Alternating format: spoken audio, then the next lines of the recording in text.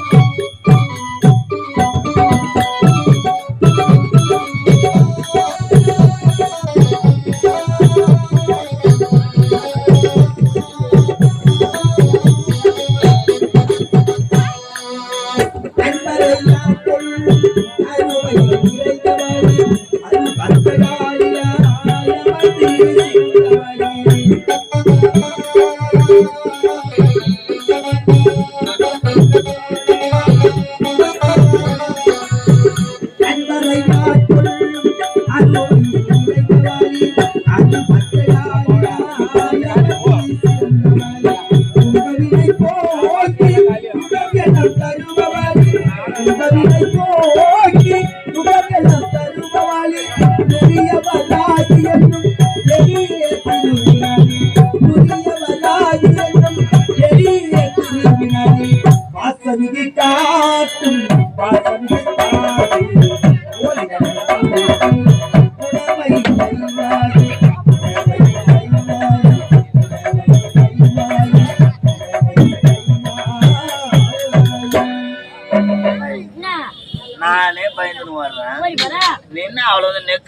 யாரும் பாத்துட்டு யாரு நீ பாத்துட்டு வரது உனக்கு ஆபத்து கிடையாது. என்னதான் ரெண்டு கிளறும் எதுயா நீ அவளை முடிச்சுட்டு நம்புறேன் சும்மா பொண்ணுயா பக்கத்து கொஞ்சம் குடும்பம் வச்சியா தெரிஞ்ச பொண்ணுங்கவா தெரிஞ்ச பொண்ணா யாரவா என்ன பேரு பேர் தெரியாது ஆனா தெரிஞ்ச பொண்ணு பக்கத்து பொண்ணு தெரிஞ்ச பொண்ணுன்ற பேர் தெரியாது பேர் தெரியாதுங்களா யாராலும் நெருங்க முடியாத கலசத்தை கேவலம் அந்த அற்ப ஜோயிச்சை எடுத்து விட்டார். என்னுடைய அண்ணனை மாண்ட விட்டார். என்னுடைய அண்ணன் மாண்ட நேரத்தில இப்படி அபோரமான உருவத்தோடு வந்திருக்கின்றாளே இவள் யார் என்பதை தெரியவில்லை. பச்சை நிற மேனியோடு வந்திருக்கின்றாளே யாரு எனக்கு யார் என்று தெரியவில்லையா? வள்ளிவளை குலத்தி உன்னிடம் குறைவதற்கு ஓடி வந்தேன். உன்னை கொல்வதற்கு வந்திருக்கின்றேன். உன்னை கொல்ல வரல என்ன கொல்ல வந்துக்கிறா என்ன விஷயம் தெரியல. குடிச்சல போது குச்சி தடவி வந்து பாரு அதனால கொல்ல வந்துக்கிறா.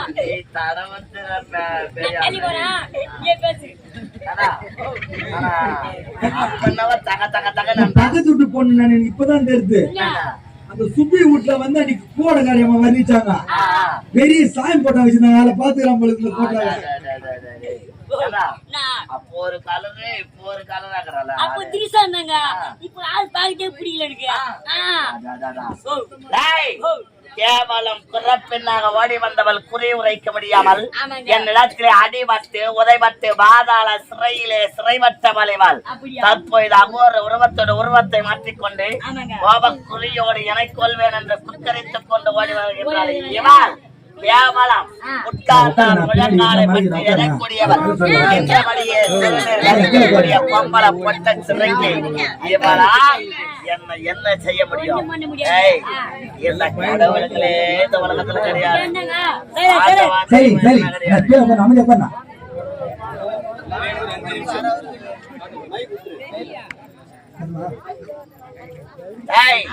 இந்த தெய்வம் கடவுள் எல்லாம் எதுவுமே கிடையாது.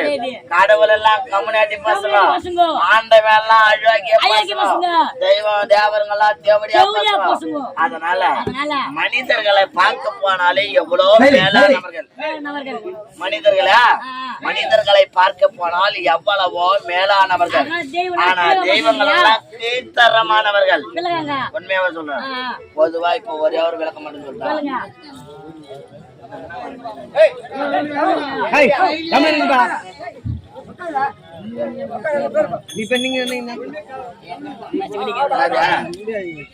தெய்வத்துக்கு திருவிழா ஏற்பாடு செய்வாங்க.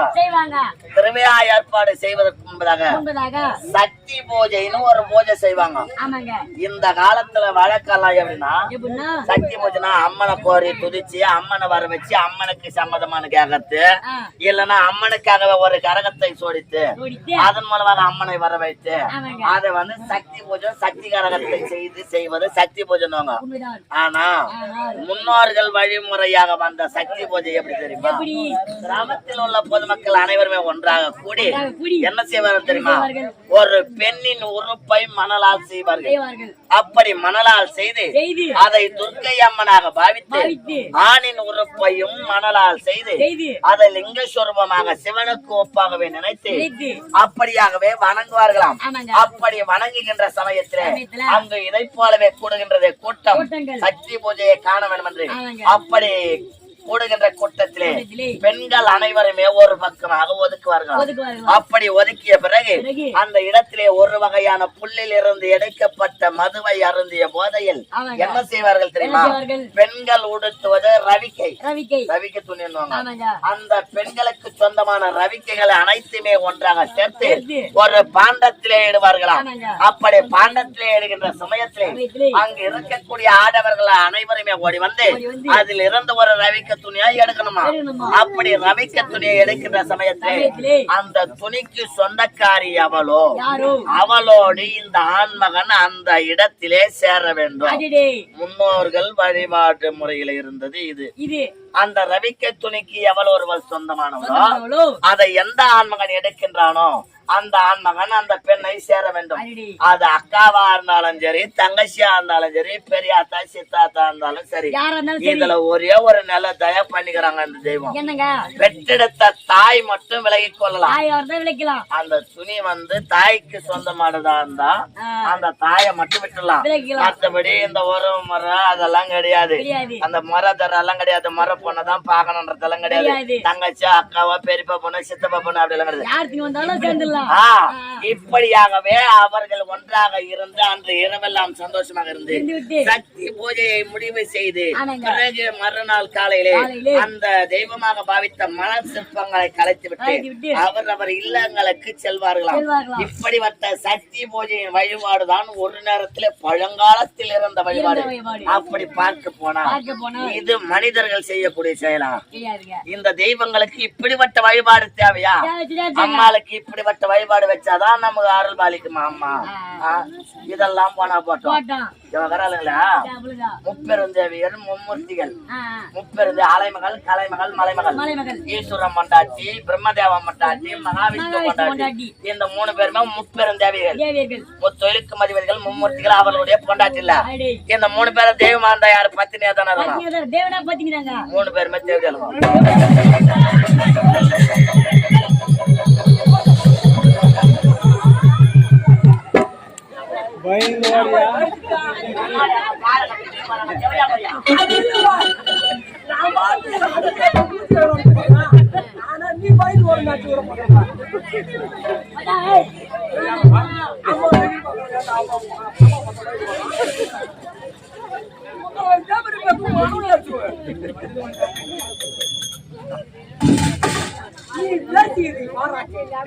பெருமையோடு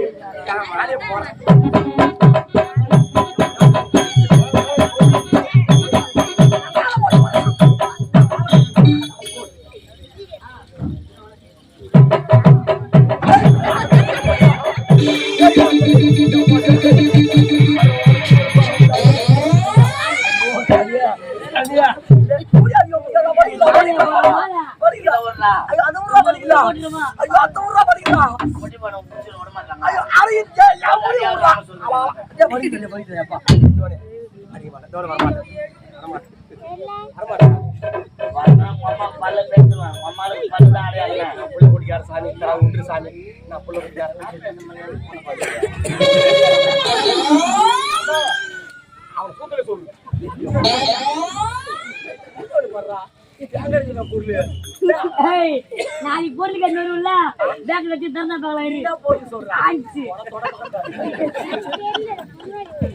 அவனே பொருள் என்ன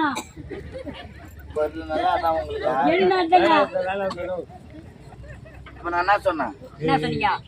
அலை மகள் கலை மகள் மலை மகள் மறந்து போச்சுடா சொல்லு. அவங்க பத்திங்களே தேவையா அவளுக்கு ஏன் தெரியுமா? நாரதங்க தான் ஒரு நேரத்துல ஒரு இரும்பு துண்டு ஒண்ணு எடுத்துக்கணும் வந்து இவங்க எல்லாம் பாட்டி அவருக்கு பாட்டி இந்த இரும்பு துண்டை நீங்க வறுக்கணும், இதை வறுத்து வறுகடலையாக கொடுக்க வேண்டும், அதை நான் உண்ண வேண்டும் அப்படின்னா இவளுங்க என்ன பண்ணாலுங்க வாங்கி பத்தினியா இருந்தா அவளுங்க வறுத்து கொடுத்துடணும். அவளுக்கு என்ன தெரியுமா தெரியாதுங்க? யாரு கமனாட்டியா ஒரு இரும்பு துண்டை போய் எப்படா வறுகடலையா வர முடியும்? உனக்கு வேற வேலை கிடையாது, ஏதாவது காலகத்துக்கு வயசு செய்யற, இனிமே அந்த இடத்துல நீங்க ஓடி போடுறாங்க. அவன் என்ன செய்தான்? அதை எடுத்துக்கொண்டு பூலோகத்துக்கு வந்தான். பூலோகத்துல அனுசுயா என்று சொல்லக்கூடிய ஒரு அம்மை, அனுசுயா என்று சொல்லக்கூடிய அம்மையிடத்துல ஓடி வந்து அந்த இரும்பு துண்டை கொடுக்கின்ற சமயத்திலே அந்த அன்னையானவள் அதை வாங்கினாள். வாங்கி என்ன செய்தாள்? வறுகடலையாக வறுத்து கொடுத்து விட்டாள். உடனே நான் அதை வாங்கினேன். அங்கேயே சொன்னால நேரா பாட்டிங்களாண்ட ஓடியாராம். ஓடி வந்து என்ன செய்யலாம்? பாட்டி உங்களால முடியாது, பூலோகத்துல கேவலம் ஒரு பூலோக பெண்ணாக பிறந்தவள் அவள் செய்துட்டா. அப்போ உங்களை விட பார்க்க போனா அவதான் பத்தினின்ட்டான். அப்ப இவளுங்க சும்மா இருப்பல வந்து தாம் தும் குறிக்கிறாளுங்களா? அது எப்படி நம்மளை விட ஒரு பத்தினி இந்த உலகத்துல இருக்கலாம்? அவளுடைய பத்தினி தன்மையை கெடுக்கணும்னு என்ன செய்யறாளுங்க? ஆம்பியானுங்களை கூப்பிடுறாளுங்க. ஆம்பியானுங்களை கூப்பிட்டு பூலோகத்திலே அனுசியான்ற ஒரு பெண்ணாகப்பட்டவள் பத்தினியா பத்தினி தன்மை கொண்டவளா? அதை நீங்கள் சோதிக்க வேண்டும், அதை நீங்கள் கெடுக்க வேண்டும். அது என்ன செய்வோம் ஏதை செய்வோம்? அவ பத்தினியா இருக்க கூடாது அப்படி என்று கணவர்களுக்கு கட்டளை இட்டு பூலோகத்துக்கு அனுப்புறாளுங்க. அந்த 3 பேர் என்ன செய்யறாங்க? மும்மூர்த்தி தேவர்கள் உருவத்துல வரல, ஒரு சன்னியாசியாக வேடம் கொண்டு அம்மா பசின்னு வரானுங்க. அப்படி வந்து பார்க்கின்ற சமயத்திலே அந்த அன்னையானவள் என்ன செய்தார்? சரி, பசி என்று வந்தவர்களுக்கு உணவளிக்க வேண்டும் என்று ஓடி வந்து அன்னத்தை கொண்டு வருகின்றார்களாம். அப்படி கொண்டு வந்து கொடுக்கின்ற சமயத்துல மும்மூர்த்தி தேவர் என்ன காரணம்? இப்படி எல்லாம் கொடுத்தா நாங்க சாப்பிட மாட்டோம், பிறந்த மேனியோடு வர வேண்டும், உடலிலே ஆடை இல்லாமல் வந்து உடைக்க வேண்டும். அப்படி என்று பார்த்த உடனே பார்த்தால் அந்த அன்னையானவன் கற்புக்கரசி பதிவிரதை என்ற காரணத்தால் வந்தவர்கள் மும்மூர்த்தி என்று அவளுடைய ஞானத்துக்கு தெரிந்தது. உடனே பார்த்தால் சரி வந்து விட்டார்கள் மும்மூர்த்திகள். ஆகையால் என்ன செய்தால் அந்த 3 பேரையும் தன்னுடைய பத்தினி தன்மையால் 3 குழந்தைகளாக மாற்றி விட்டார்கள். குழந்தைகளாக மாற்றி அந்த குழந்தைகளை எடுத்து தன்னுடைய மடி மீது வைத்துக் கொண்டு 3 குழந்தைகளும் சோறு ஊட்டுறான். குழந்தைக்கு காம பார்வைனாலே என்னன்னு தெரியாது, குழந்தைக்கு கள்ளம் கபடம் வாது சூது எதுவுமே கிடையாது. அதனால பிறந்த மேரியோடு அமர்ந்து அந்த குழந்தைகளை மடியில வைத்துக் கொண்டு அதற்கு அன்னத்தை கொடுத்தார். உடனே நாரத பையன் பாட்டியா இந்த மாதிரி சும்மா இல்லாம தாத்தாங்களா அனுப்பினீங்களே, தாத்தா 3 பேரை குழந்தையா மாற்றாங்க சொன்னதும் அங்க இருந்து ஓடியாராளுங்க. சத்தியலோகத்துல இருந்து ஒருத்தி, வைகுந்தத்துல இருந்து ஒருத்தி, அப்புறம் கைலாயத்துல இருந்து ஒருத்தி, 3 பேரை ஓடியாந்து என்ன செய்யறாங்க? அம்மா, நாங்கள் செய்தது தவறுதான். உன்னுடைய பத்தினி தன்மையை பார்க்கின்ற போது எங்களுடைய சக்திக்கும் அது மேலானதாக இருக்கிறது. உன்னுடைய பத்தினி தன்மையை சோதிக்க வேண்டும் என்று நினைத்தது தவறுதான். நீதான் எம்மா பத்தினி, நாங்கெல்லாம் தேவடியாளுங்க தான், எங்க கணவர்களை மீட்டு கொடுத்து விடு. அப்படி என்ற ஒரு பத்தினி பெண்ணின் பாதத்தை பணிந்து அவளுடைய கணவர்களை மீட்டு வந்தா. அப்ப பாகமான தெய்வம் பெருசா போல நாம் பெருசா. தெய்வத்தால் தான் மனிதர்கள் சத்தியமாக கெடுவது. அப்படி பார்க்கும்போது கேவலம் யாரு? ஒரு பெண்ணாக பிறந்தவள் என்ன செய்ய வேண்டும்? தன்னுடைய கரத்திலே கரண்டியை ஏந்தி கணவனுக்கார சுவையோடு சமைத்து அன்போடு அமர வைத்து ஆசையாக பரிமாற வேண்டும் தன்னுடைய கணவனுக்கு. அதை விட்டு கருத்துல சூழத்தை ஏற்றின பஜாரி மாதிரி ஆடுறாள் இவளால் எனக்கு என்னடி செய்ய பார்க்கலாம்.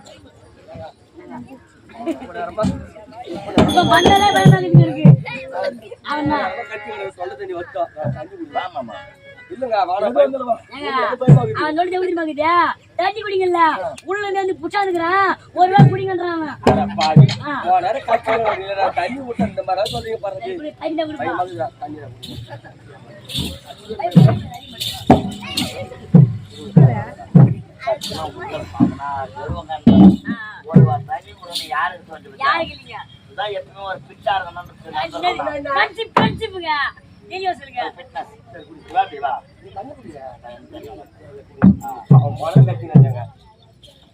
சத்தியமா தள்ளிட்டாங்க. சத்தியமா வந்து தண்ணி தண்ணி சொல்லிட்டு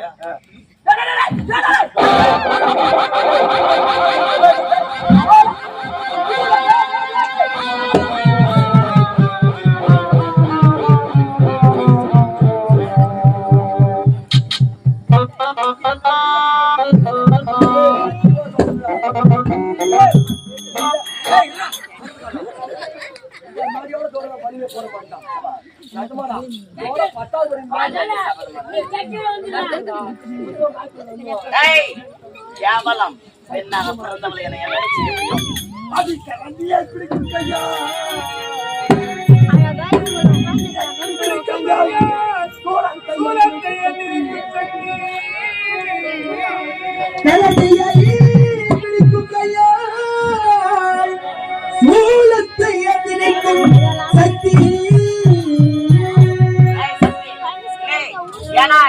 இந்த கால்பாடலனாய்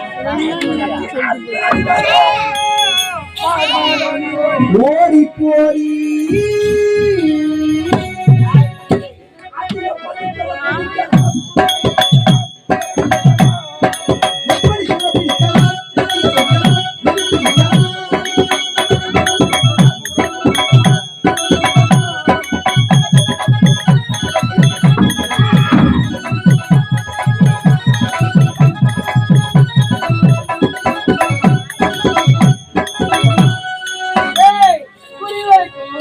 பள்ளி